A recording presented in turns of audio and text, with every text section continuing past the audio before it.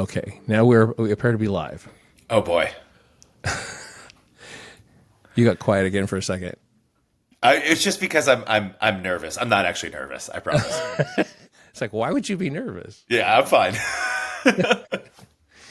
I'm going to just recap my current situation because Tanner from Massonomics texted me the other day and said, "Did Mike move or where's Mike?" And I'm like, I think Mike is actually in Hawaii today. I think he's been in Texas or whatever. He's training this streamer named Agent Zero through the end of the year. So he has not been around, which is why I have been reaching out to my friends and anybody that I'm interested in talking to and saying, hey, how about coming on the podcast and talking to me so that I can keep it going? Because no one is going to want to listen to me just talk to myself. I would listen to that for longer than most would. I don't know how long you'd keep me on, but longer than most. But you're my friend, and so that has something to do with it. I would assume. I don't know. I don't know. So I'm on here with David Tao, somebody who used to be firmly rooted in the fitness world, who is now not, and probably gratefully so. I think I ran so fast and far away from the fitness world that I got in better shape doing it. Oh yeah, basically, I was just like, it has changed my relationship with wellness, and I'm just much healthier now that I'm not in the fitness space. And I hate to say it, I'm not the only person that's happened to. So I believe that. I believe that for sure. So you ran toward other interests that is a really good reason to talk to you at this point. I think that my audience is probably particularly interested in the spirits aspect, but I want to talk Broadway too, because that is a base that needs to still be developed. It's like fitness people appreciating what happens on stage. I appreciate that. I would like to say I think there is a lot of crossover between like physical culture and live performance. Yeah. And I think that's hopefully an interest we can like cross pollinate, but we'll see, if this is your worst performing episode of all time, that's a good data point, It won't. It's good to know, but it's probably not going to be that. Okay. So I know you were just at Edinburgh Fringe Festival, which is, I think I told you, on my bucket list of things to do. I love Edinburgh, and I've been to the what is it, Just for Laughs in Montreal? Yes, been to that one, and that's fun. That's a lot of fun. You can just sort of walk around from show to show practically. Fringe is interesting because I didn't have an intense viewing schedule. Like I went there for specific like work things. Yeah. Some people see 9 shows a day. Oh, like my Lord. I talked to people who were like, "Oh yeah, I saw 8 shows yesterday. I'm seeing 9 shows today." There are like over 3,000 individual shows, not over 3,000 individual performances. 3,000 like different shows you can see. It is insane, absolutely insane in a good way, I think. Yeah. When I was there, we saw a stand-up show, kind of a very long stand-up show in one of the venues, and it was people who routinely perform during Fringe, because why wouldn't they, right? They live there, so like they have the ability to put on whatever comedy they want to at any time they want to, I assume. But you were there specifically to see or to be with a particular show, yeah? That's correct. I was not there the whole time. I was there the final week. Yeah. And the final week is the easiest time if you're producing. And I was producing a show. And I fortunately had a team that went over there because I was closing down a different show we had here in New York. Yeah. And so they went over and started. And the first part of Fringe is really tough because if you're going for the first time, you have to fight to stand out. So you're like handing out flyers. You're trying to get butts in seats. You're convincing people to come see your show. And if you're a performer, you might have like 100-person venue and you might be performing to 10 people your first few shows, because like just word of mouth really matters. So by the time I got there, the show was already selling out, It was already, by all accounts, a hit. It was one of the best reviewed shows of Fringe. And people were coming up to me and they're like, "Oh my God, you're a producer for the show. Congratulations." And I'm like, "Yep. I,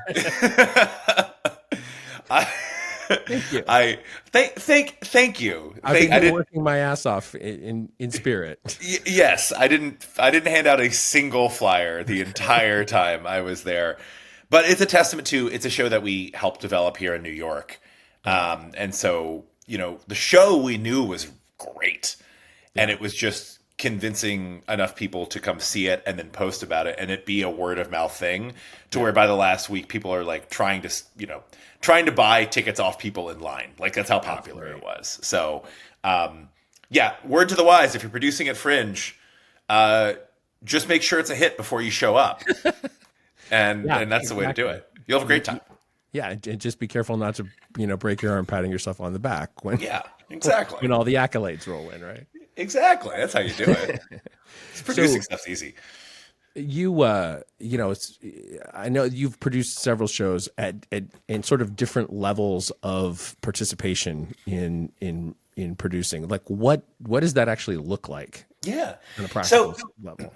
The best thing, thank you for asking, Jim. The best thing I could liken it to is like every show is a little startup. And startups are always different, right? Like the goal with some startups in theatrical production is that you grow it and you grow it and you grow it, and then it goes to Broadway, right? Right. And that's kind of like that's like the closest thing to an IPO. Yeah. Right. For like a company, it's like this big, it's like you're a public offering. And sometimes public offerings go really well and you have a hit. And sometimes public offerings don't go well. And it depends on, because producing, you can get involved with at different stages. So I've been involved with some lovely Broadway shows that have done quite well. And I come on like while the show is already, partway through the show's life cycle. And I might be responsible for some of the marketing, or I might be responsible for part of the capital raise that's needed. Mm-hmm. You're pretty much always responsible for part of the capital raise when you're a producer. That's like how you get to do the other stuff, right? Yeah, so that's like table. How you become in the conversation. Exactly. Yeah. Oftentimes, if you're co-producing on Broadway, you're just raising money. Like you're just responsible for part of the budget. For something like this is a show. The show we took to Fringe is a show called Whole. It's a musical, and the premise is. And it's performed entirely by the two people who wrote it. They perform every role, and they play all the instruments, some of which they found in the trash. It's great. And the premise is that there's a cult in Nebraska that believes they have to wear butt plugs at all times, or else God will suck them up and burn them on the surface of the sun.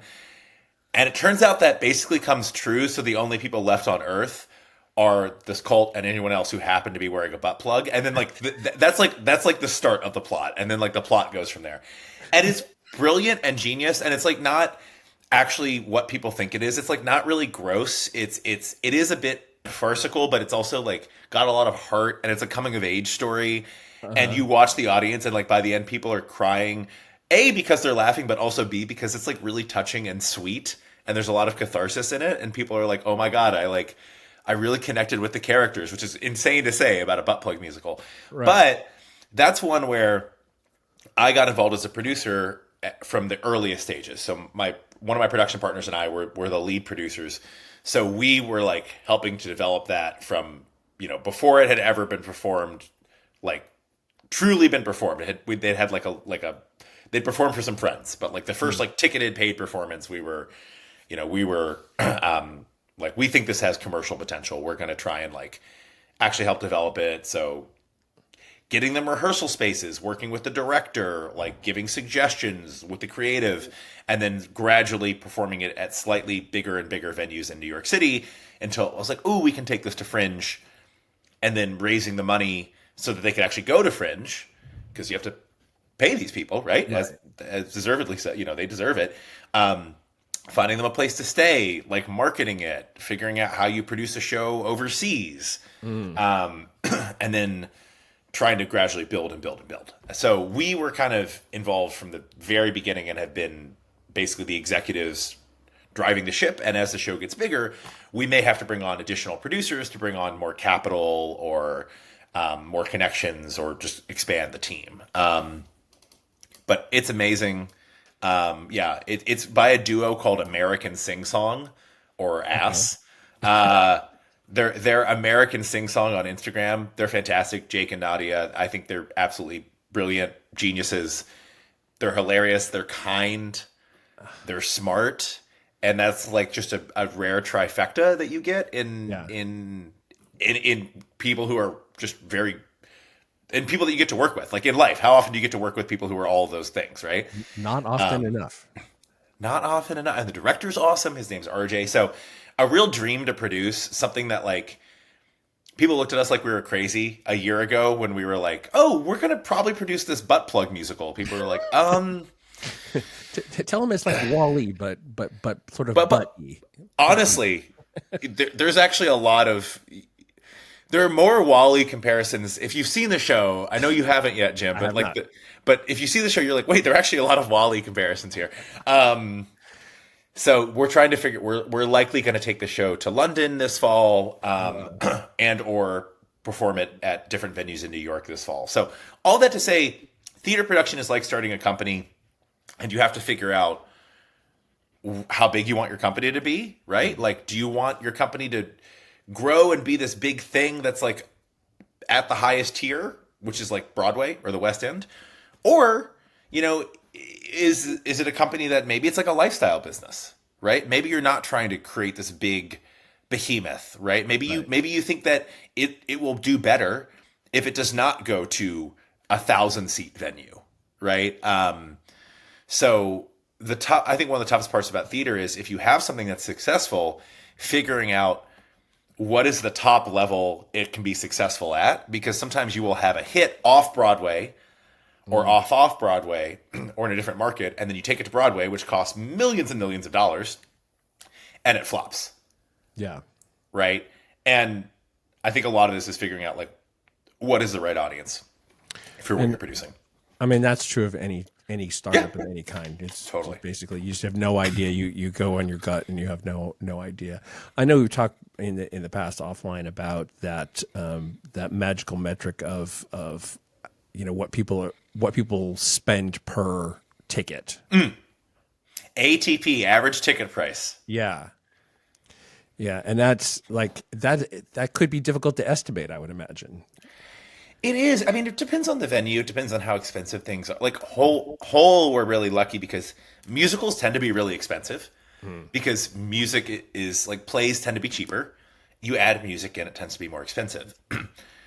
All the music is performed by these two brilliant people who are playing instruments while they're acting. Like it's really a rare thing. So it's ultimately, you know, you don't have to pay for, at least in this version, we're not paying for a full band or a full orchestra. Right. It's the two of them. Now, that's rare, and that's also part of the charm. So, you know, the question for us becomes, well, is there a version of this where it's like a much bigger team on stage? I don't know, right? These are all questions we have to answer, but I kind of completely forgot what the question was. I think you've pretty much said. Just how you figure out like what that average ticket price is going to be. Like what are people going to be willing to pay for it at which level of venue, I guess. Right. Thank you for guiding me back. You can lead a horse to water and he'll just walk away multiple times. I've been doing this a minute, so it's you have a little experience. You've recorded an episode or two. Average ticket price is kind of everything because. Like, I've been involved with shows that sold really well, sold most of their tickets, but people weren't willing to pay a lot per ticket, and the show did not do that well financially. And then I've been involved with shows in much smaller theaters, so we didn't have to sell that many tickets, but people were willing to pay a lot of money per ticket, and the show did really well. So it's not just about, like, are you filling up your house? It's how are you monetizing every person who's coming through the door, right? Because if you can have a Broadway house that might be 1,500 seats, and if you fill it up, that's great. But if people are only paying $40 per ticket, you're going to be losing money, right? Yeah. But if if you have a much smaller theater and people are paying $200 per ticket, you're probably going to be doing pretty well, and your costs are going to be a lot lower. So it's a metric that is like. It's a popularity contest, but it's also like, what are people willing to do and where is that price threshold? You obviously, I haven't said it so far, but people who know who you are know that you were a very successful founding CEO of barbend.com and transitioned away from that when the company was sold and moved into this. What you obviously have a pretty good gut for figuring out what's going to work. Do you ever push forward when everything else seems to say that there's success on the horizon? Your gut is a little. I mean, I've produced some things over the last couple of years that did not do well, so my gut is not always right. Yeah. I have also, I think the best example is like I have committed to things and believed in things that I should have gone full bore into. It's easier to have regrets for the things that you're like, wow, I do like I went a little bit into this, but I should have just like put all the chips in. Mm. An example is a show that I co-produced on Broadway called Oh Mary, which Right. is a wildly successful show on Yeah. Broadway by any metric, by literally Yeah. any metric, like awards won, reviews given, money made.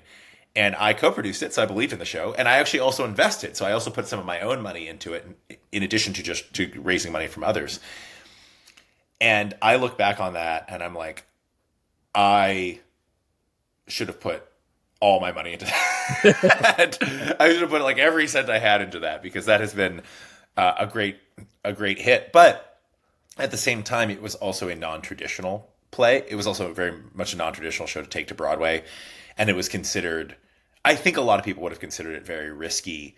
At the same time, we knew like the first week it opened that this was going to be a hit. Like Yeah, it was audiences just responded so well. It's tough. It's no one gets it right 100% of the time. I don't think there's a single career producer who has like really taken swings and really like believed in creative that hasn't gotten it wrong a time or two. Yeah. I would say with O'Mary, like just from the outside, having talked to you about it before it came to fruition, that I thought it was a real gamble, and I thought I thought it had a pretty good chance of success, but it also there was the real chance that people just would not get it. And then once I saw it, I said, "Oh no, I understand why people get it. It works on a lot of different levels." And probably the biggest surprise of the whole thing to me was that Cole Escola, who wrote it and was the original Mary Todd Lincoln. People are not going to know. This is like a purely fictional story about Mary Todd Lincoln being an alcoholic and an absolute brat, and someone completely disengaged from everything that's going on in the White House, and wants to be a cabaret star. And I that character is so fully formed that you are not ever distracted by the fact that that Cole's pronouns are they them. You never get that at all. And you've had men and women play that character since Cole's, Cole left for a while, came back pre Tony's, and then is off now. I just saw that Jane Krakowski is coming on Yep. as a Mary, and I realized this is a Chicago. With some of the same cast members, actually. Now that Yeah, we've it's Chicago.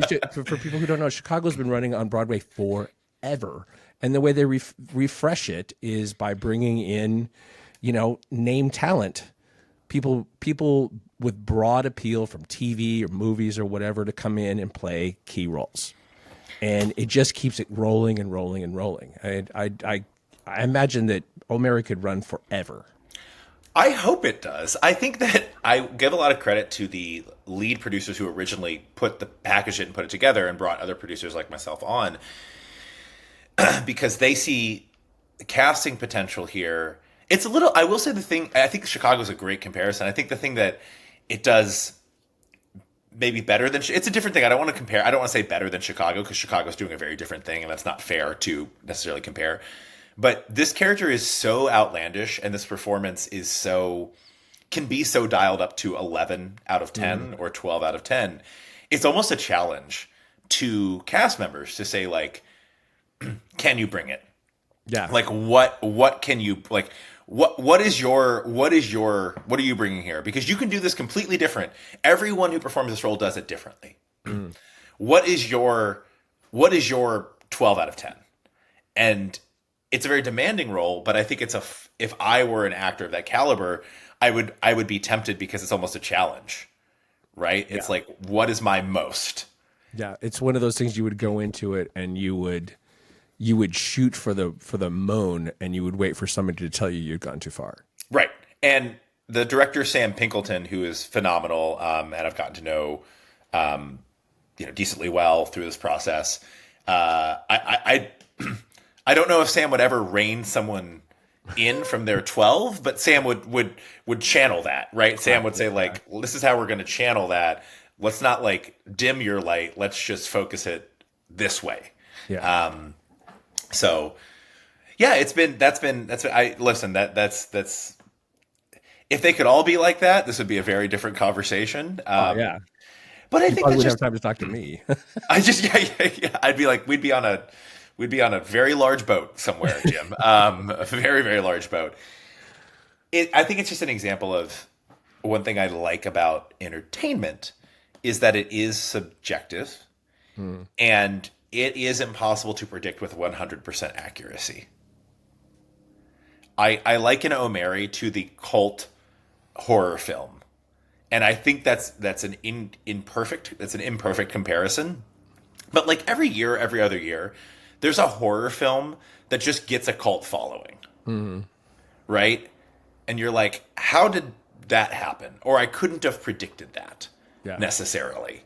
Or there's like a thriller, and O'Mary became that on stage. Like the movie Megan, which now has a sequel. Megan was actually really big and very popular in the queer community. Which O'Mary has to be, right? Which O'Mary definitely is, but O'Mary's like transcended. O'Mary's popular in every the variety of people we get in to see the show is phenomenal, right? It's just like everyone's trying to figure out like it's very interesting to see like who told whom what that got them in this theater. Yeah, I actually back up and say it's not when I saw it that I was pretty sure it was going to be a hit. It was when my friend Nick Scopoletti, who was friends with Lisa Lampanelli, who saw it off Broadway, saw that it was coming to Broadway, and she told him, "Look, we're going to see this show. I'm going to get the tickets. Venmo me. We're going. You have to see it. It's the funniest thing I've ever seen." And with somebody, with as many years of experience in comedy as Lisa Lampanelli says that, then it works. It's going to have to work, right? Just the only open question being how many people is it going to work for? Yeah, and I think that is ultimately the question for anyone who tries to build a product, right? And like a theater show, a play, a musical, it's a product. If you put a lot of work into something, and if you're a creative or a producer and you're building it, even just for yourself, like it's going to have an audience. The question is, how big is that audience? And how much are you committing, and how big do you need that audience to be for it to be a success? Yeah. Right. So if you have a podcast that is you and a good buddy, and the overhead is relatively low, and it's maybe not necessarily your full-time job, and you find, 1,000 listeners an episode, for a lot of people, that's awesome. Yeah. That's great, right? Like, amazing. But if you're a major media studio and a major podcasting studio, and you're hiring hosts and you're paying people and you have all this overhead, and it costs $20,000 to produce an episode, and you have 1,000 listeners total, it's a little bit less of a success by that metric, right? Yeah. So I think that it's like, what is the size of the audience that you need relative to the effort and your goals is also important. It's like a break-even analysis, really, in a lot of ways. Just like an audience. What's my audience size? What can I hope to capture in that regard? I have seen 3 of the shows that you produced, and then saw the Good Night and Good Luck live broadcast, which was amazing also. What's your favorite thing that you've worked on? I wish I could take any credit for the creative behind Good Night and Good Luck. Just to be clear, I don't want to misrepresent. Yeah. I could take zero credit for the creative work on that. I think it was a really brilliant collaboration between George Grant and the director David Cromer, who I got to spend some time with recently, and who just I think is absolutely brilliant. If you're ever in New York and David Cromer is directing a piece of theater, like go see it. Is my advice. My favorite thing, it might be Whole. It might be this thing we did at Fringe because we don't know where it's going to go yet. Like we have thoughts and we have plans, and we don't know ultimately like where. It's ripe with promise still. It's ripe with promise. It's different, and it's a sort of thing that like we like picked it out early, and we're like, we want to produce that. Like I remember the meeting we had with the creatives. We took them out for coffee, and at the end, I remember saying like, "Cool, we really want to produce Whole. Like, connect us with your if you're amenable to that. If that's something you'd like to explore, connect us with your reps, and like we'll negotiate that. But we'd really like to produce it." And they were just like, "Huh?" What? Wait, excuse me. What? They're like, "What?" We're like, "Oh, we'd like to produce Whole." They're like, "We thought you." We did not like. That's not where we necessarily thought this was gonna. We thought you were being nice and grabbing us coffee, but like we didn't necessarily think this conversation was gonna end with like an offer. And they were thrilled, and then like they wanted to go to Fringe. We're like, cool, we can make that happen. And they're like, oh wait, really? Oh okay, cool. And it's just this like nice intersection of what we want to do with them and what they want for what they've built, and it just feels really good. So we're kind of in this honeymoon stage right now where we just had a great run. And we're trying to see like where it can go next. And there's all this promise and possibility. And it feels like a kid who just graduated high school and did really well and has a lot of college offers and gets to like pick and choose. So yeah, it's this fun in between stage right now. And also it's just so different. It's so radically different than anything else I've worked on, and getting to work on it soup to nuts and like every little detail, right? Like getting to talk to the director about like, ooh, this costume switch, we should do it here, or we should do it this way, or like, you know, maybe this dance move they do, because there's like there's movement in it. It should be like maybe a little different here. Talking like the pre-show playlist, the number of conversations we have had as a team about the pre-show playlist. I get that, yeah. And like getting and that just makes it special, right? Because like if I'm brought onto something while like on its way to Broadway, I'm not usually helping out with the pre-show playlist. I'm not saying it wouldn't happen, right? But like at that point, the team's pretty big. There are like people for that. But at this point, I'm like, cool, here's what I think we should do. Yeah. People don't get how important that is. I mean, I've seen several shows in the last few years that the pre-show even had actors on stage. Like we saw Red in the West End a few years ago with Alfred Molina, and he comes out on stage and sits in a chair essentially with his sort of 3/4 back, like, you know, he's not facing the audience at all. You can see him a little bit in profile if you're, you know, on the right hand side of the house, and smokes cigarettes for 15-20 minutes before the show starts. And it really sets the attitude of that character before the first line is ever spoken. And I imagine that the pre-show music, well, I've certainly seen that and experienced that with different shows. It does a lot to set the tone and the mood and the expectation of the audience. Like, this is, you know, open your mind to what you're going to see.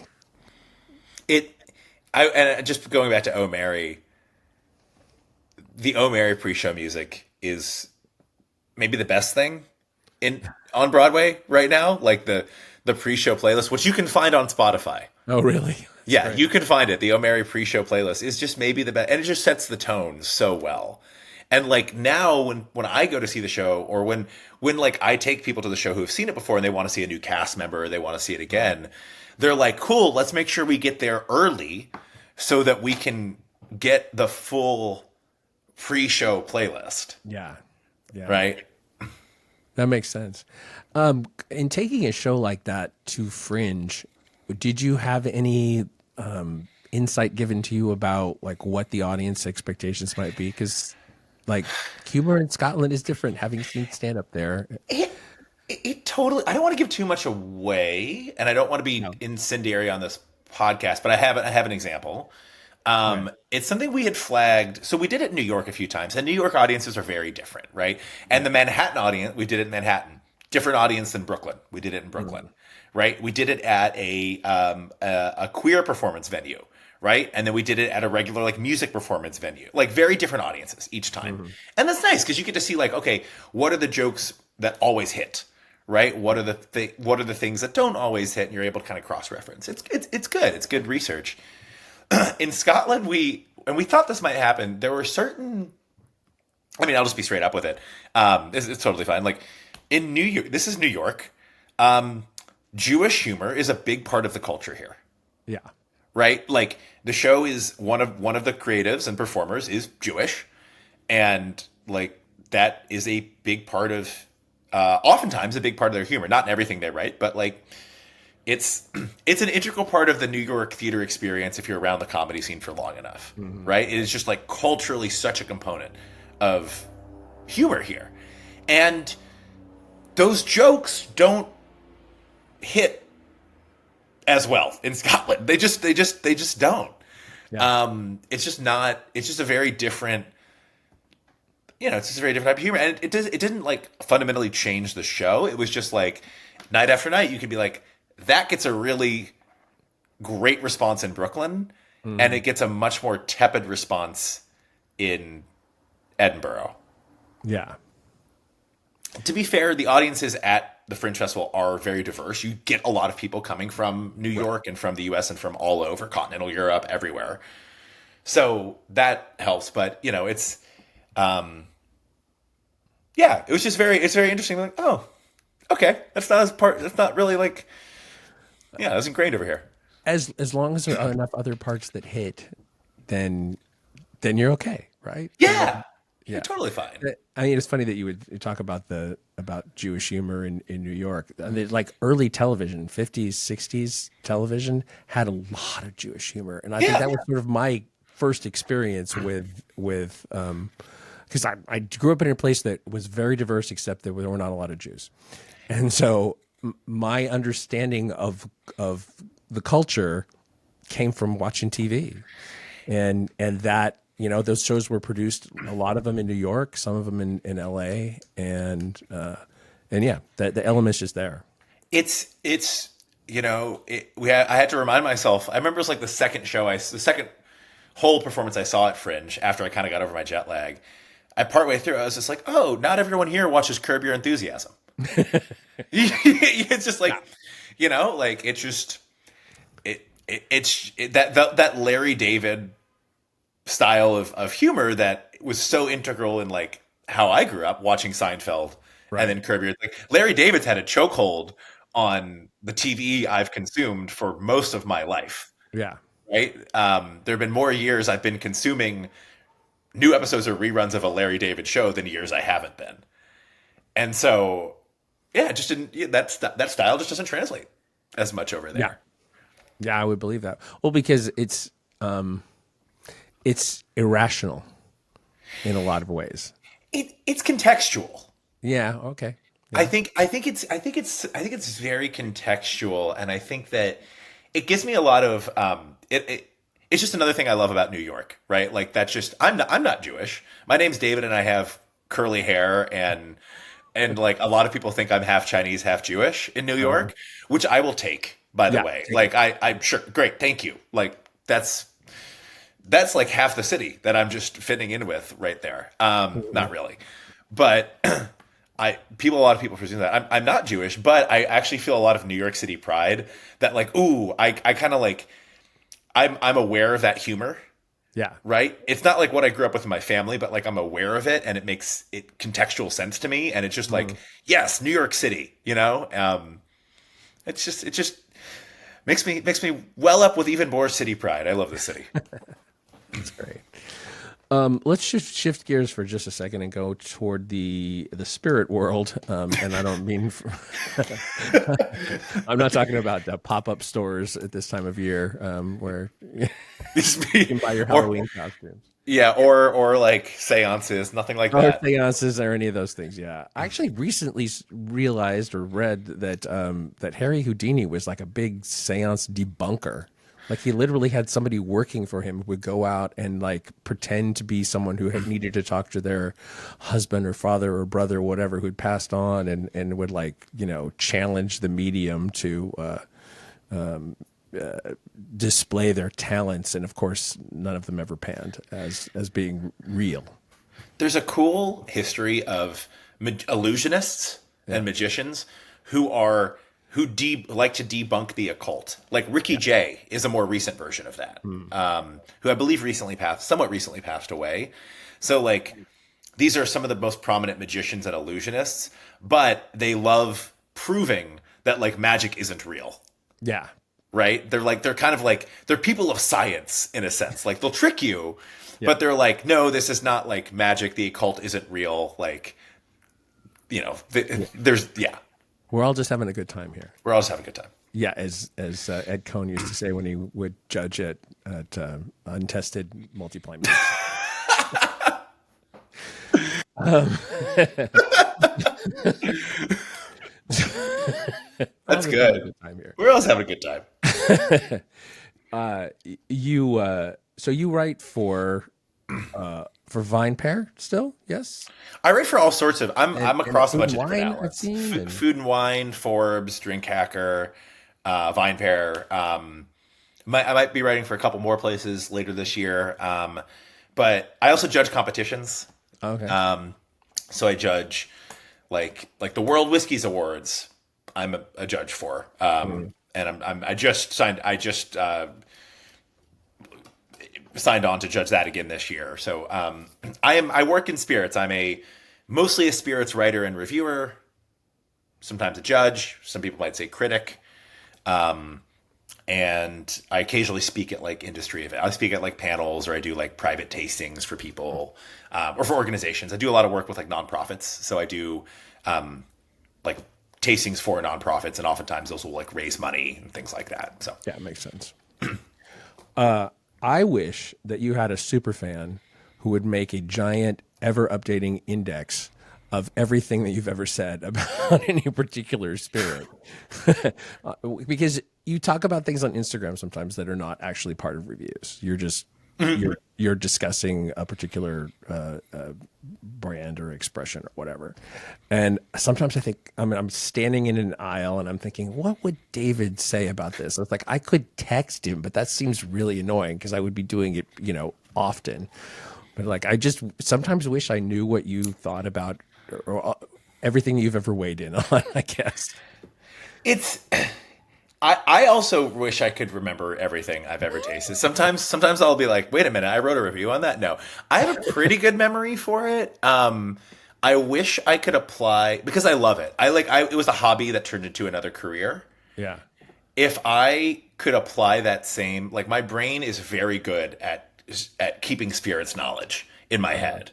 And like, oh, I tasted this years ago, but I can still remember it. If I could apply that same amount of brain power to anything else in life, it would be it would be great. But I cannot. I feel that. I feel that. Just as an aside, back to memory, I went to an informal high school reunion over the weekend, and was talking to somebody that I haven't talked to probably since graduation, so decades, right?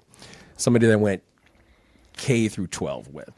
And he was talking about having a friend, much younger friend, who was a power lifter and who had just moved to Cleveland or something. And I was like, cool. He's like, tells me the guy's name, and I don't know it. Like, I don't know all the power lifters in the world, especially if they haven't competed at a level that I'm paying attention to.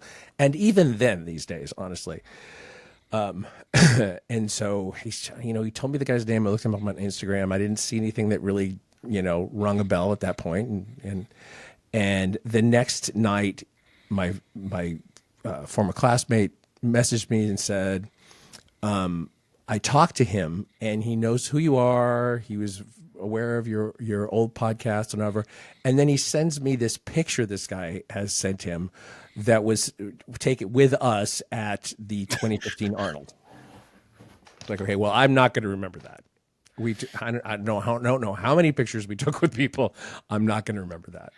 Also, 2015 in strength sports was a very special time. Yeah, it was a heady time. It was this is the best way of saying. I'm going to steal that. It was a heady time. That was the year that inspired us to start Barbend. So we started Barbend in early 2016, and 2015 there was just so much going on, and it was all so exciting, Yeah. and kind of like but undefined still, that we were like, we gotta start a website for this. We gotta build ESPN for this community.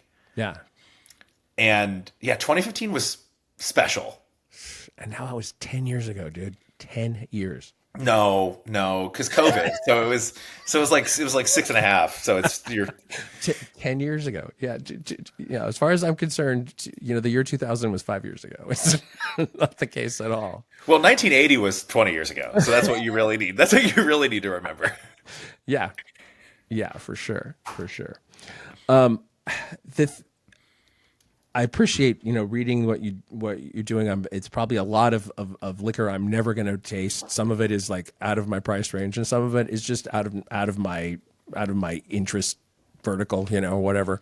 However, the thing that always blows me away when I read reviews is tasting notes and identifying those particular flavors and smells of things that are not necessarily related to liquor at all that end up in reviews. And like, sometimes I could get this or that or whatever if I've like or read it ahead of time, or I could, if something smoky, I can get it. If it tastes like medicine, I can get that. If it's sweet, if it has a little bit of a fruitiness to it, but I couldn't tell you what fruit I would put it on unless it's like something really strong, like an apricot or a peach or an orange or whatever.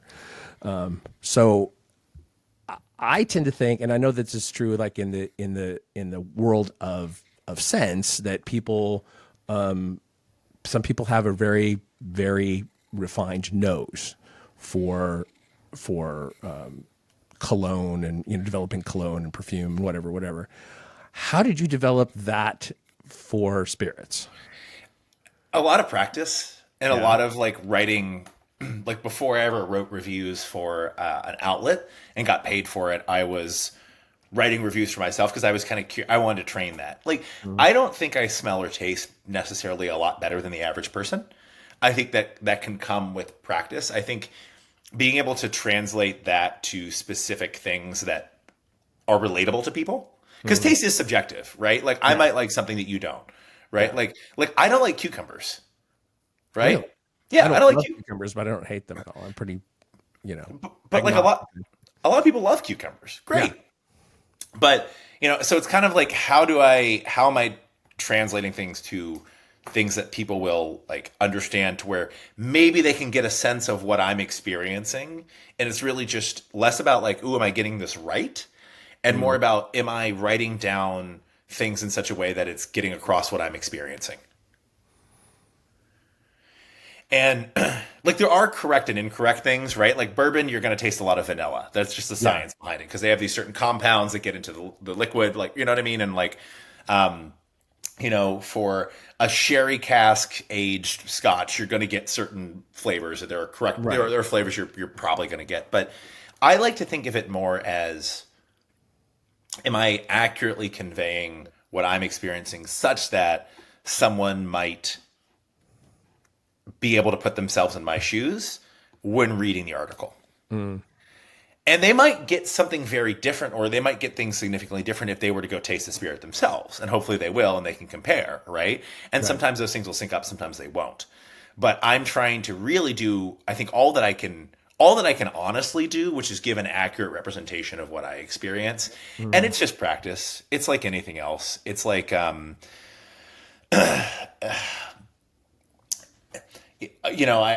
don't write music, but like, if you were to ask me, how do I do that? Or like, I wouldn't know where to start. It seems so intimidating, but you learn and you practice and repetition, et cetera, to where I can kind of switch it on and I'm like, cool, I'm now writing tasting notes. Like I'm in that mode.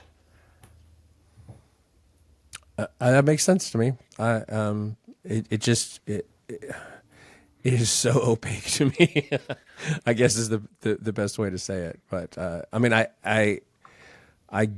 get it. I mean, I get where you're coming from when I read those reviews. But I would have to do a lot of work to be able to pull those notes out of it myself, for sure. It is, the thing is, I will say it is a lot of work.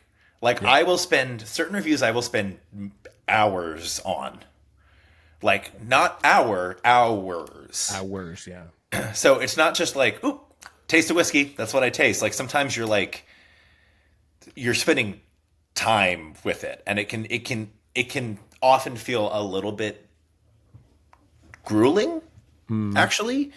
And again, I joke, and it's true. I don't get paid to drink whiskey. I get paid to write 1,000 words Yeah. after I drink the whiskey. Right? Like, I'm not getting paid to drink the whiskey. I'm paying to do stuff after I drink the whiskey. Right. Yeah. That's the thing that carries value to whoever's paying you. Yes. Yeah. Yeah, that makes sense.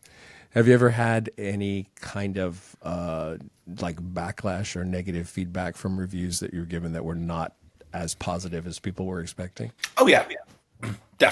Definitely. Yeah. I don't want to name I don't want to name names. I would never ask that. One thing I will say is that I think the spirits industry, and I speak for spirits, I speak for like for whiskey, agave spirits, rum, vodka, gin, brandies. I speak for spirits, not wine. I don't do much work in wine. I've done a little bit. I don't do a lot. It's a very different world. So I'm not saying it's good or bad. I just can't speak as accurately to that. In spirits, whether you're making spirits or whether you're on the corporate side or whether you're on the media side, there's a pretty good understanding that every distillery, like let's take a bourbon distillery, for example. Let's take a distillery that makes bourbon. That distillery will make really good bourbon.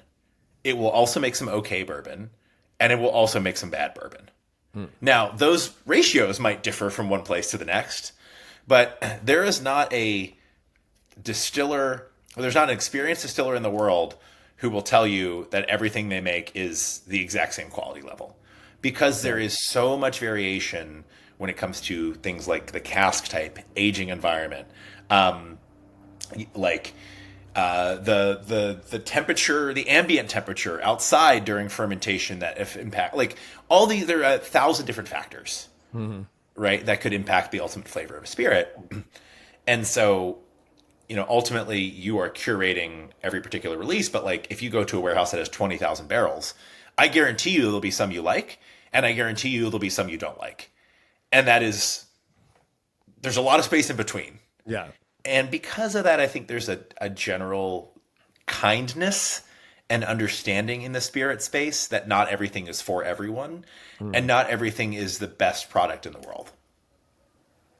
Yeah. I can see how that would be the case. Well, I mean, there's so many different industries where you produce a product at multiple price points too. That makes sense. That actually sort of makes me think about something that made me laugh the other day. I was thinking about all the TV movies, TV shows, and movies that I've seen over the years where somebody goes into a bar and orders a drink, and the way they order the drink and they say, "Give me a scotch, give me a bourbon." It's like, how the fuck do they know what they're getting? Yeah. Just listen, there's a time and a place. Sometimes you're just like, give me a it's oftentimes, if you notice, people are like, they're often coming up from like a very frustrating scene, and they sit down, they're like, give me a scotch. You know what I mean? Yeah.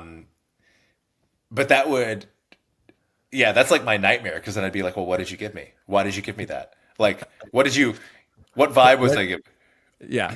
What was your read on me that made you decide that was the thing to give me? Yeah. Yeah. That's funny. Can we take a few minutes and talk about what might be a way in for somebody who's interested in developing a taste for whiskey, bourbon? Yeah, for sure. I think the best thing is to taste with people. is to taste with other people. I think that it is, now it's easier said than done, right? Some people live in areas where there's not a big whiskey community, right? Like, for example, even in the US, take this as an example. I know people who are really into Scotch, and they live in an area where the predominant whiskey community is bourbon, right? Nothing wrong with that. It just is what it is. And I know people vice versa. I know a lot of people who are like, oh, I really love Scott, or I love bourbon, but like most of the people around me are Scotch drinkers, right?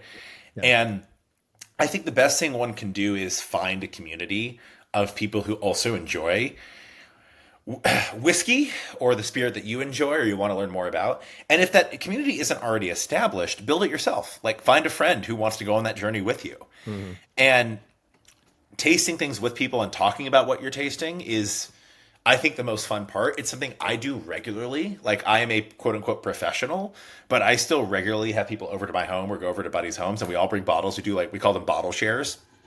And we're like tasting the same stuff, and we're just talking about it. Like, what are you tasting on this? Oh, what do you compare this to? Like, this is a product that's, this is a Jim Beam product. How does this product compare to their other products? And honestly, just having conversations around what you're tasting is the best way to learn. Because if you are in conversation with someone else, you're going to come to some interesting conclusions, and you're going to learn something about the spirit. That makes sense. That makes sense to me. Yeah. And like, particularly if you know generally what you like, and I think there's maybe been an internet ban on the phrase flavor profile, or at least there should be. But I don't hate flavor profile. I actually like that as a term. Yeah, I'm okay with that. You're okay. But that's just me. But if you know that you like your liquor a little sweeter, you like your liquor a little smokier, you like your liquor a little darker, a little lighter, a little fruitier, or whatever. I suppose there are paths in, but I guess you would never know if there are things that you had not experienced before that don't fit those profiles, unless you and that you happen to end up liking, unless you just try them, right? Unless you can. I think too, reason I like drinking with people is it oftentimes helps bust your own stereotypes. For example, like the number of bourbon drinkers that find out they love peated Scotch. And not all Scotch is peated, by the way. People sometimes they think, in America, we think Scotch equals smoky. No, that's not. Like, we can taste some things that are delightfully light and fruity and taste like, the best bite of papaya you've ever had. Yeah. Right? And like, that's in the world of Scotch. But the number of bourbon drinkers who are like, I don't like smoky stuff. And then they drink with people, and it's like, okay, well, you didn't like that. What did you have that was smoky that you didn't like? Okay, what's the context you had it in? Did you have it right after you had a bourbon? Because that might be like extra jarring, right? But maybe you'd like this. Maybe this is actually a peated Scotch, but it's in a very different flavor category or flavor profile. Mm-hmm. So I think that, listen, sometimes you're just not going to like stuff, right? Like, I have a buddy who has a great palate. He's a big bourbon drinker, and he doesn't like rye whiskey. So he prefers bourbons he prefers whiskey with low rye content or no rye. Right? And most bourbon in the US has some rye in it. It's a flavor ingrained. It adds a little bit of something to a lot of bourbon. But there's also bourbon with no rye. But as the rye content increases, he tends to like the spirit less.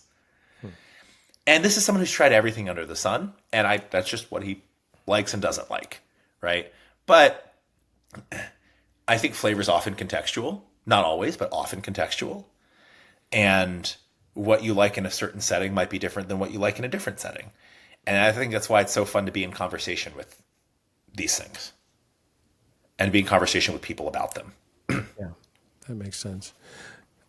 Do you find that different people have fall in different points on the spectrum of being able to, like, if they're tasting, being able to sort of put the last thing aside and clear their palate enough to move on to the next thing?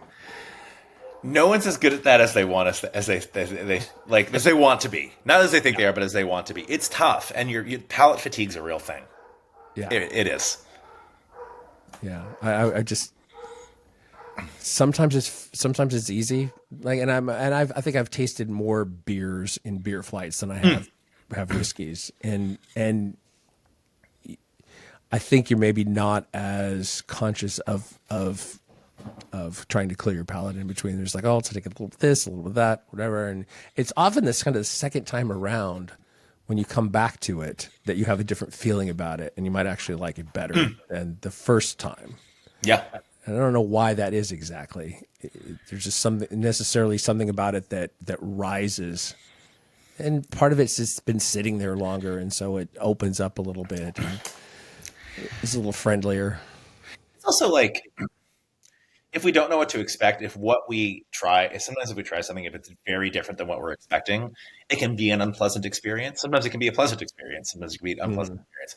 But if our expectations are a little more tempered, sometimes we can enjoy it more, right? Like if you give a bourbon, again, to use a smoky example, if you give a bourbon drink or something, try this, and they're attuned to bourbon, and they try something that's a heavily peated scotch, they might not love it, right? But if they know going in, it's like, hey, I actually would love to try you on some peated scotches. And if they're open to it, would you be open to that? Right.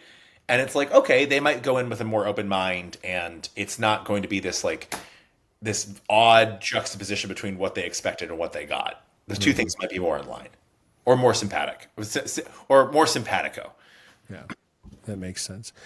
What's your feeling on investing in liquor? I'm not necessarily calling out for suggestions. This is not a fantasy football show, but what is your feeling about that? Is that something that is worthwhile only at certain levels, or is not worthwhile at all? Or I think that it is. I do not give investment advice or really make much commentary on investing in spirits.